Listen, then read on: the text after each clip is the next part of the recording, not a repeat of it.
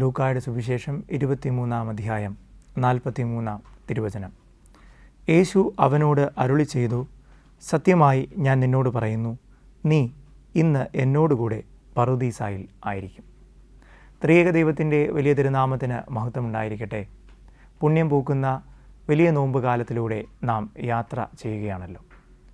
പുണ്യം അഭ്യസിക്കുവാനും പുണ്യത്തിൽ ആഴപ്പെടുവാനും ഈ കാലയളവിൽ തിരുസഭാ മാതാവ് നമ്മെ ക്ഷണിക്കുന്നു. മഞ്ഞു പുതച്ച ഒരു കാട്ടുവഴിയിൽ കൂടി ഫ്രാൻസിസ് നടന്ന് നീങ്ങുകയായിരുന്നു. പരുപരുത്ത ഒരു കമ്പിളി അദ്ദേഹം ധരിച്ചിരുന്നു. വഴിയിലെ ചെളിക്കുണ്ടുകൾ അദ്ദേഹത്തിൻ്റെ പാദങ്ങൾ ആഴ്ന്നിറങ്ങിയിരുന്നു. പെട്ടെന്ന് മരത്തിൻ്റെ മറവിൽ നിന്ന് ഒരു കള്ളൻ ഫ്രാൻസിസിൻ്റെ മുൻപിലേക്ക് എടുത്തു ചാടി തൻ്റെ കൈവശമുണ്ടായിരുന്ന കടാര നീട്ടിപ്പിടിച്ചുകൊണ്ട് പറഞ്ഞു, നിന്റെ കൈവശമുള്ള വില പിടിച്ച സകലതും എനിക്ക് തരിക. ഫ്രാൻസിസിൻ്റെ കണ്ണുകളിൽ ഒരു ചെറുചിരി മിന്നിമറഞ്ഞു. ഫ്രാൻസിസ് തൻ്റെ കൈവശമുണ്ടായിരുന്ന പരുപരുത്ത കമ്പിളി വസ്ത്രം ഊരി കള്ളൻ്റെ പക്കൽ നൽകിക്കൊണ്ട് പറഞ്ഞു, സഹോദര, നീ ഇത് സ്വീകരിച്ചാലും. ആ കള്ളൻ്റെ കണ്ണുകളിൽ നിന്ന് കണ്ണുനീർ തുള്ളികൾ ഇറ്റിറ്റ് ചെളിക്കുണ്ടിലേക്ക് വീഴുവാൻ തുടങ്ങി. അവിടെ ഒരു പുതിയ ജന്മത്തിൻ്റെ ആരംഭമായിരുന്നു. ഇന്നിതാ കുരിശിലേക്ക് നോക്കുക. വലത്തുവശത്തെ കള്ളൻ ഇന്ന് കർത്താവിനോട് പ്രാർത്ഥിക്കുകയാണ്, നാഥ, അങ്ങ് പറുദീസായിലായിരിക്കുമ്പോൾ എന്നെയും ഓർക്കണമേ. എന്തുകൊണ്ടായിരിക്കണം ക്രിസ്തു കുരിശിൽ 2 കള്ളന്മാരുടെ മധ്യേ ക്രൂശിക്കപ്പെട്ടത്? നമ്മുടെ പാപങ്ങൾ ഏറ്റെടുക്കുവാൻ, നമ്മുടെ ബലഹീനതകൾ ഏറ്റെടുക്കുവാൻ, നമ്മുടെ കുറവുകൾക്ക് പകരമായാണ് കുരിശിൽ 2 കള്ളന്മാരുടെ മധ്യേ അവൻ ക്രൂശിക്കപ്പെട്ടത്. ആദ്യം 2 കള്ളന്മാരും അവനെ പരിഹസിച്ചിരുന്നു. എന്നാൽ കുരിശിൻ്റെ ആ അനർഘ നിമിഷത്തിൽ ഒരു കള്ളൻ, വലതുവശത്തെ ആ കള്ളൻ തിരിച്ചറിഞ്ഞു, ഇവൻ സാക്ഷാൽ ദൈവപുത്രൻ തന്നെ. മഹാനായ വിശുദ്ധ ഗ്രിഗറി നമ്മെ ഓർമ്മിപ്പിക്കുന്നുണ്ട്, നിന്റെ അകത്തെ ശൂന്യമാക്കുക, ദൈവം നിന്നിൽ നിറയും. ധൂർത്തപുത്രനെ പോലെ പിഴച്ചുപോയ വഴികളിൽ നിന്ന് വലത്തുഭാഗത്തെ കള്ളൻ ക്രിസ്തുവിൻ്റെ സന്നിധിയിലേക്ക് കടന്നു വരികയാണ്.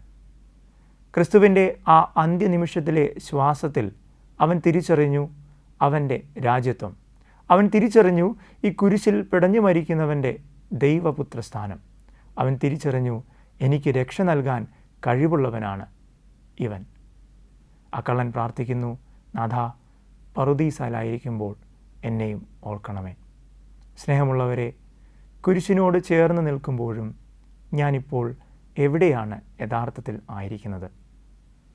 ഇപ്പോഴും എൻ്റെ ഉള്ളിൽ ബാബേലിൻ്റെ ചില വലിയ കൊട്ടാരങ്ങളിൽ ഞാൻ പറ്റിച്ചേർന്നിരിക്കുകയാണോ? ഇപ്പോഴും നാഥ, എന്നെ ഓർക്കണമേ എന്ന് പറയുവാൻ എൻ്റെ മനസ്സ് മടിക്കുന്നുണ്ടോ? ഇപ്പോഴും പലതിൻ്റെയും മുൻപിൽ മുട്ടുകൾ മടക്കുവാനും തലകൾ കുനിക്കുവാനും എനിക്ക് സാധിക്കുന്നുണ്ടോ? സുഭാഷിതങ്ങളുടെ പുസ്തകം 16-ാം അധ്യായം 18-ാം തിരുവചനം. അഹങ്കാരം നാശത്തിൻ്റെ മുന്നോടിയാണ്, അഹന്ത അധപ്പതനത്തിൻ്റെയും. ഇതാ ആ കള്ളൻ, ആ നല്ല കള്ളൻ, മനുഷ്യരെ മോഷ്ടിച്ചവൻ യേശുവിൻ്റെ തിരിച്ചൂര കൊണ്ട് രക്ഷിക്കപ്പെടുകയാണ്. ആ കള്ളനെ പോലെ ഇന്ന് നീയും പറുദീസായിലായിരിക്കുമെന്ന ക്രിസ്തുവിൻ്റെ മൊഴിവചനം നമ്മെ തേടി വരുന്നുണ്ട്. അവൻ നമ്മെ രക്ഷിക്കാൻ തയ്യാറാണ്. നമ്മുടെ അകത്തെ മാറ്റിവെച്ചുകൊണ്ട്, നമ്മെ തന്നെ അവൻ്റെ മുൻപിൽ മുട്ടുമടക്കിക്കൊണ്ട്, നമ്മുടെ ശിരസ്സുകൾ നമിച്ചുകൊണ്ട് നമുക്കും അവൻ്റെ സന്നിധിയിലേക്ക് ഓടിയണയാം. വിശുദ്ധ സ്തേഫാനോസിനെ പോലെ ഈ നോമ്പുകാലത്ത് നമുക്കും പ്രാർത്ഥിക്കാം, നാഥ, എൻ്റെ ആത്മാവിനെ അങ്ങയുടെ കരങ്ങളിൽ സമർപ്പിക്കുന്നു, അങ്ങ് എന്നെ സ്വീകരിച്ചാലും. പുണ്യം പൂക്കുന്ന, പുണ്യം അഭ്യസിക്കുന്ന ഈ നോമ്പുകാലത്തിൽ സഭാമാതാവ് നമ്മയും ക്ഷണിക്കുകയാണ്, നമ്മുടെ അകത്തെ ഉപേക്ഷിച്ചുകൊണ്ട് ക്രിസ്തുവിൻ്റെ സന്നിധിയിലായിരുന്ന് അവനിലേക്ക് നമുക്ക് ചേർന്ന് യാത്ര ചെയ്യാം. അതിന് പിതാവും പുത്രനും പരിശുദ്ധ ത്രിയേക ദൈവം നമ്മെ സഹായിക്കട്ടെ. ആമേൻ.